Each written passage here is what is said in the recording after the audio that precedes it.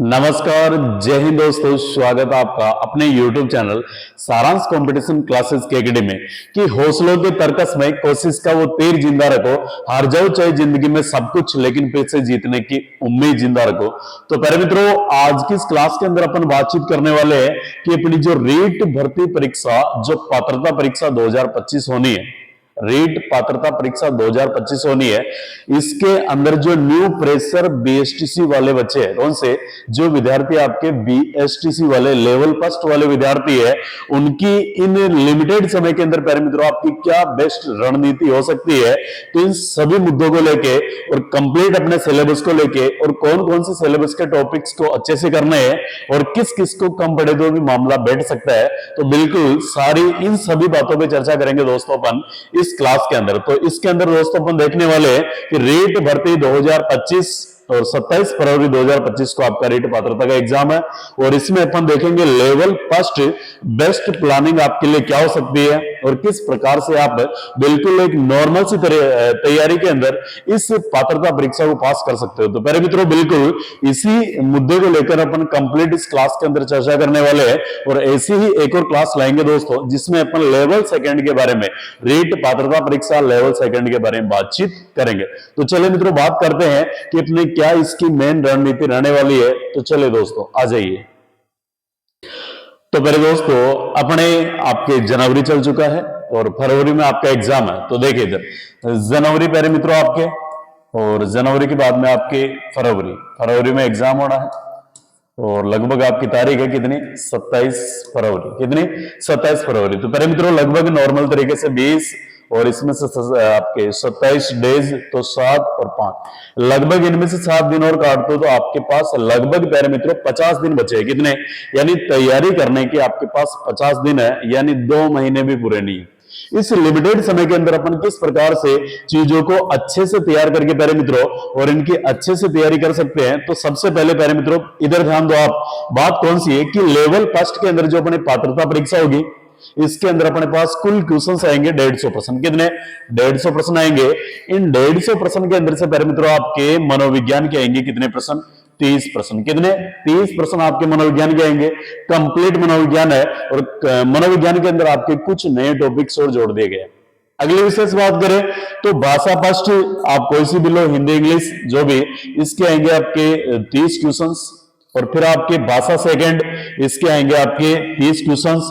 और गणित के आएंगे प्यारे मित्रों आपके 30 क्वेश्चंस। और पर्यावरण अध्ययन के आएंगे आपके कितने, 30 क्वेश्चंस। अब और देखिए प्यारे मित्रों, अपने इनमें जो बेस्ट अपने कौन सा हो सकता है, फॉर्म आपके चल रहे हैं, फॉर्म टाइम से भर देना, बाकी फॉर्म आपके चल रहे। अब प्यारे मित्रों इधर देखो कि मनोविज्ञान तो अपने नॉर्मल तरीके से सबको तैयारी करनी है।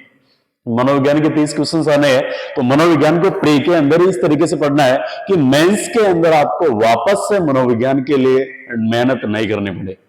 तो इसी प्री के अंदर अच्छे से कर लेना। बाकी जो प्री के अंदर आपके सिलेबस में ज्यादा है मनोविज्ञान, जबकि मेंस के अंदर आपके लिमिटेड टॉपिक उधर दे रखे हैं। ठीक है, और मेंस के अंदर आपके 10 क्वेश्चन आएंगे साइकोलॉजी के, बाकी इधर आपके 30 प्रश्न है।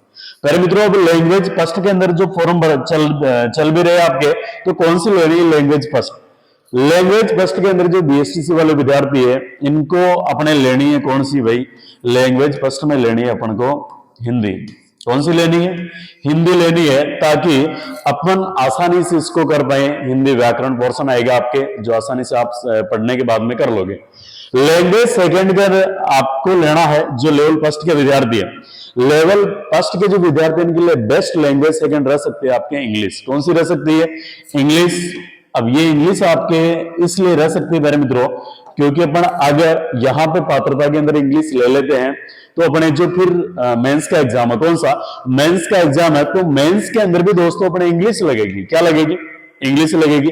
तो फिर वहां पे भी आपको टीचिंग मेथड पढ़ने पड़ेंगे, वहां पे ग्रामर पोर्शन पढ़ना पड़ेगा।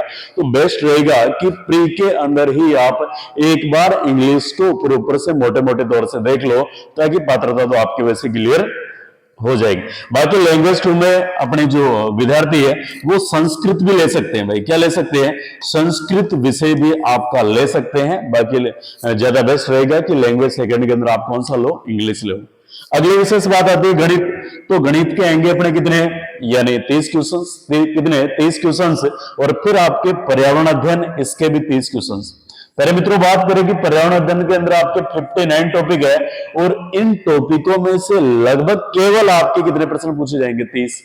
यानी कुछ बहुत सारे टॉपिकों को तो आपको वो टच ही नहीं करेगा। तो आने क्वेश्चन कितने हैं? 30। इसके अलावा जैसे गणित है तो इसके अंदर आपके 15 न्यूमेरिकल आएंगे और 15 आपके टीचिंग मेथड के क्या आएंगे? क्वेश्चंस आएंगे। ठीक है। और लैंग्वेज के अंदर भी आपके इसी प्रकार का सीन है कि 15 क्वेश्चंस तो आपके किसके, यानी ग्रामर पोर्शन के, और 15 क्वेश्चंस आपके टीचिंग मेथड के।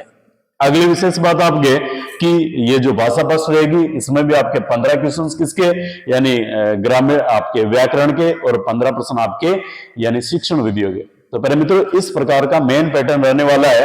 अपनी कुल प्रश्नों की संख्या रहने वाले कितने? 150। और इसमें से आपके कितने भागों में डिवाइड है? 1 2 3 4 5 5 भागों में डिवाइड है। और प्रत्येक भाग के आपके कितने कितने प्रश्न? 30 क्वेश्चंस। और कोई माइनस मार्किंग नहीं है। लेकिन पहले मित्रों आपके पांचवा ऑप्शन भी आएगा। कौन सा? पांचवा ऑप्शन भी आएगा, लेकिन अपन को भरना नहीं है, क्योंकि अपने को जो भी क्वेश्चंस है उसमें से 4 ऑप्शन के अंदर से आपको आंसर देना है। तो क्लियर है यहां से, यानी आपके किस किस सब्जेक्ट से कितने क्वेश्चन आने हैं, और ये आपका 150 क्वेश्चंस का पेपर होने वाला। अब अगली विशेष बात करते हैं दोस्तों। अब यहां से मेन बात करें दोस्तों कि अपने मेन इंपॉर्टेंट अपन किस किस विषय को ज्यादा वेटेज दे सकते हैं या उसकी अच्छे से तैयारी कर सकते हैं। तो सबसे मेन पहले बात देखिए कि अपने जो रीट पात्रता परीक्षा 2025 है, इसके अंदर पहले मित्रों अभी आपको अच्छे से फोकस करना चाहिए मनोविज्ञान पे। किस पर करना चाहिए? मनोविज्ञान पर दोस्तों आपको अच्छे से फोकस करना चाहिए। और मनोविज्ञान के जो आपके 30 प्रश्न आएंगे तो कंप्लीट सिलेबस को आपको लगभग कवर करके और उसके क्वेश्चंस देखने चाहिए भाई। तो ये मनोविज्ञान, यदि मनोविज्ञान का क्या फायदा रहेगा देखना। बहुत सारे विद्यार्थी ऐसा भी कर सकते हैं कि सर मेंस के अंदर कम मनोविज्ञान आएगी, अभी ज्यादा आ रही, तो हम इसको यहाँ पे स्किप कर दे और वहां पे कम आएगी, इसलिए तो ऐसा नहीं करना। प्यारे मित्रों इस मनोविज्ञान के जो 30 क्वेश्चन है, आपका जो सिलेबस है, आपका जो सिलेबस है, इस सिलेबस को पहले मित्रों आपको क्या करना है? कंप्लीट करना है। और इन सभी टॉपिक्स के आपको क्वेश्चंस देखने हैं। क्या करना है? क्वेश्चंस देखने हैं। तो मनोविज्ञान को तैयार करना है। इसके अलावा यदि यहां पर आप लैंग्वेज यानी भाषा का चयन करते हो और भाषा के अंदर जो आपको हिंदी लेनी है, क्या? हिंदी। अब हिंदी को जैसे आपने यहां पे पढ़ लिया प्री के अंदर, तो मेंस के अंदर फिर दोस्तों आपको हिंदी में दिक्कत नहीं आने वाली है। हिंदी के अंदर आपको दिक्कत नहीं आने वाली है। इसके अलावा बात करें मेरे मित्रों कि जैसे मनोविज्ञान को पढ़ने के लिए आपके पास कौन कौन सी गाइड हो सकती है अच्छी वाली, तो मनोविज्ञान को पढ़ सकते हो दोस्तों आप। एक तो किससे कि जैसे आपके चलती है ना आपके, एक तो कौन सी, अगर नॉर्मल तरीके से फर्स्ट बार विद्यार्थी तैयारी कर रहे हैं तो वंदना जादौन ठीक रह सकती है। इसके अलावा बात करें मेरे मित्रों कि सिकवाल पब्लिकेशन की मनोविज्ञान की अच्छी किताब है। इसके अलावा बात करें यदि आप और डीपली पढ़ना चाहते हो तो वीर सिंह आपके धीर सिंह धाबाई की, किसकी? धीर सिंह धाबाई जी की किताब भी बेस्ट है। बाकी आपके जो सिकवाल पब्लिकेशन है उसके हिसाब से आपका मामला इसमें सेट हो जाएगा मनोविज्ञान के हिसाब से। ठीक है। इसके अलावा बात करें मेरे मित्रों की हिंदी जो आपके व्याकरण पोर्शन है, इसको कहां से पढ़ना है? तो इसको जो आपके 9वीं से लेकर 12वीं तक एक बुक चलती है दोस्तों, हिंदी व्याकरण नाम से एक बुक चलती है 9वीं से लेकर 12वीं तक, जो आपके गवर्नमेंट स्कूलों में चलती है, उसी किताब को आपको पढ़ना है। बाकी उसमें से आपके लगभग व्याकरण के सारे क्वेश्चंस आ जाएंगे। इसके अलावा यदि आप और बुक पढ़ना चाहते हो तो आपके सुमन लता यादव मैडम की एक बुक आती है हिंदी की, वो भी आपके लिए बेस्ट है। ठीक है, तो वो भी आप उसको देख सकते हो। अब अगली बात करें दोस्तों कि जैसे यहाँ पे लैंग्वेज 2 पे आप इंग्लिश ले लेते हो, क्या ले लेते हो? इंग्लिश। तो इसका फायदा क्या रहेगा? इसका फायदा रहेगा कि जब आप मेंस की तैयारी करोगे तो उस मेंस के समय आपके ऐसा ऑप्शन रहेगा कि आपने इंग्लिश एक बार प्री के अंदर पढ़ ली है, तो फिर आप पढ़ने के अंदर झिझकिचाओगे, यानी हिचकिचाहट नहीं होगी। कब? मेंस के अंदर। और यदि आपने अभी संस्कृत ले लिया और मेंस के अंदर इंग्लिश है, तो फिर आप वहां डर के मारे ऐसा सोचोगे कि मेरे को भी इंग्लिश की तैयारी नहीं करने, फिर उन क्वेश्चंस को आप स्किप करने का सोचोगे। तो मेरे मित्रों बेस्ट है कि एक बार जितना भी कवर होगा इंग्लिश, तो इस प्री के अंदर एक बार आप कर लो। और फॉर्म भर रहे हो उस समय आप लैंग्वेज सेकंड के रूप में किसको ले लो?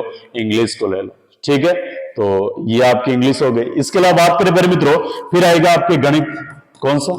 गणित।